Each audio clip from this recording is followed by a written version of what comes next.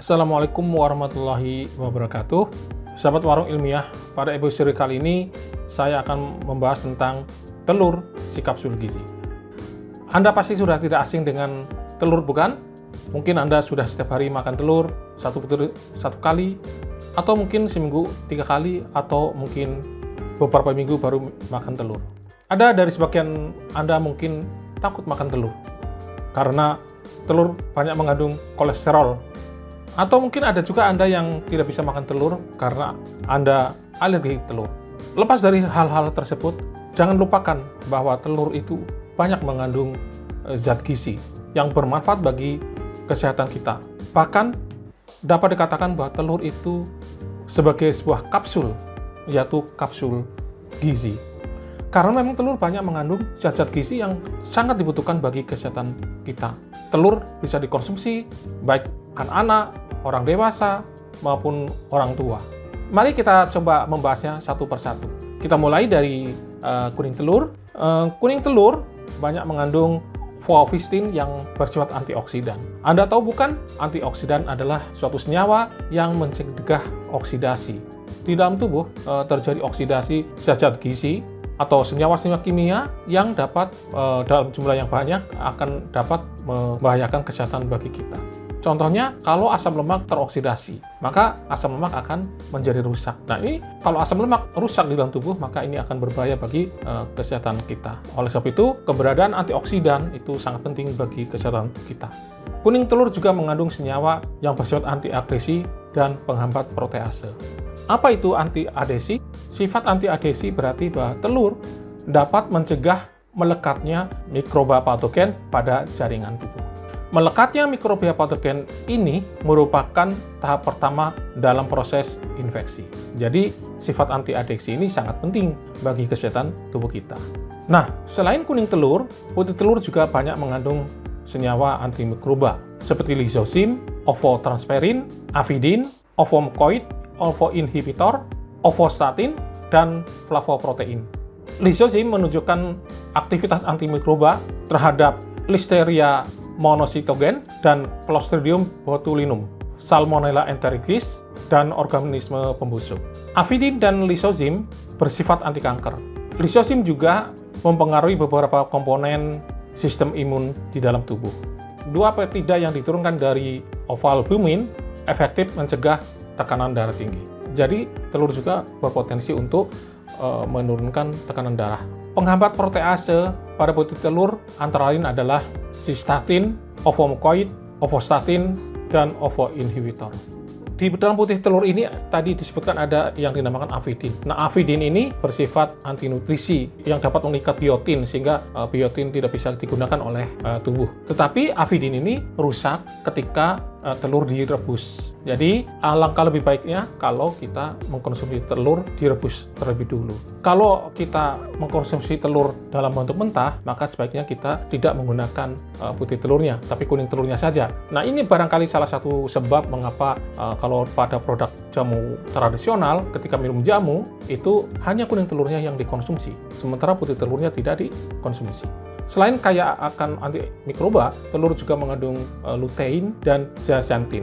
Hasil penelitian menunjukkan bahwa kedua senyawa ini mampu menurunkan penyakit degeneratif pada mata. Sebuah penelitian menunjukkan bahwa kadar lutein darah meningkat dari 28% menjadi 50% dan kadar zeaxanthin meningkat dari 114% menjadi 142% ketika seseorang mengkonsumsi 1,3 butir kuning telur selama 4,5 minggu. Telur juga kaya akan kolin. Kita tahu bahwa kolin itu adalah salah satu senyawa fosfolipid. Perlu sahabat Warung Ilmiah ketahui bahwa lemak yang berperan penting dalam tubuh ada 3, yaitu fosfolipid, trigliserida, dan kolesterol. Nah, kolin ini adalah salah satu jenis lemak fosfolipida. Kolin berperan dalam fungsi memori, perkembangan fetus atau embrio, dan mencegah penyakit jantung. Satu butir telur mengandung 280 mg kolin. Cukup besar, bukan? Kolin juga sangat penting selama kehamilan. Selama hamil, sejumlah besar kolin dikirim ke embrio. Untuk apa? Untuk kebutuhan dari embrio tersebut. Kebutuhan kolin meningkat selama periode menyusui dan terus berlanjut selama perkembangan atau selama periode pertumbuhan bayi. Mengapa? Karena selama perkembangan bayi, maka organ-organ tubuh juga berkembang. Nah, ini membutuhkan kolin. Perlu kita ketahui juga bahwa kolin juga berperan penting dalam perkembangan otak pada manusia, agar supaya perkembangan otak manusia berkembang secara optimal. Selain itu, juga kolin berperan dalam menjaga memori manusia. Untuk itu, kebutuhan kolin harus diperhatikan. Orang tua lanjut banyak yang terkena penyakit Alzheimer.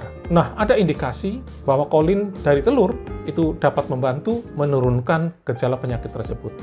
Sahabat warung ilmiah yang selalu semangat dalam menimba ilmu, selain keistimewaan yang telah saya sebutkan di atas, jangan lupa bahwa telur itu adalah sumber protein, mengandung banyak mineral, mengandung banyak vitamin, dan lain sebagainya. Protein berperan penting dalam pembentukan antibodi tubuh. Selain protein, ada beberapa senyawa yang berperan dalam meningkatkan sistem imun tubuh kita, yaitu vitamin C, vitamin D, vitamin E, seng, dan selenium. Sebutir telur dengan berat 50 gram mengandung air 37,67 gram, energi 75,5 kilokalori, protein 6,25 gram, total lemak 5,01 gram, karbohidrat 0,61 gram, dan abu 0,47 gram. Telur juga kaya akan vitamin-vitamin seperti misalnya vitamin A, D, E, dan K, serta vitamin B. Akan tetapi, telur tidak mengandung vitamin C. Nah, ini salah satu kelemahan dari telur. Tapi vitamin C ini kan bisa disuplai dari makanan lainnya, misalnya buah-buahan atau sayur mayur.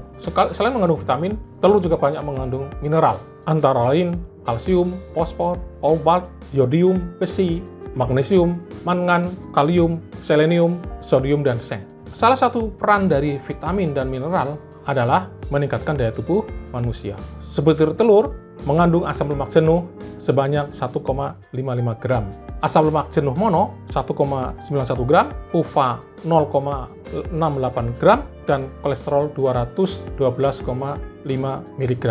Mengenai kolesterol dan fungsinya bagi kesehatan tubuh akan kita bahas di lain episode.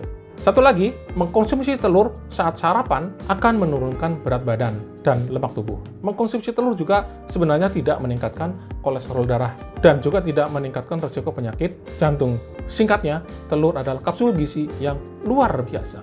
Selain menyediakan zat-zat gizi, telur juga berperan dalam meningkatkan produksi antibodi, bersifat antimikroba, serta berperan penting dalam kesehatan mata, otak, dan organ-organ lainnya.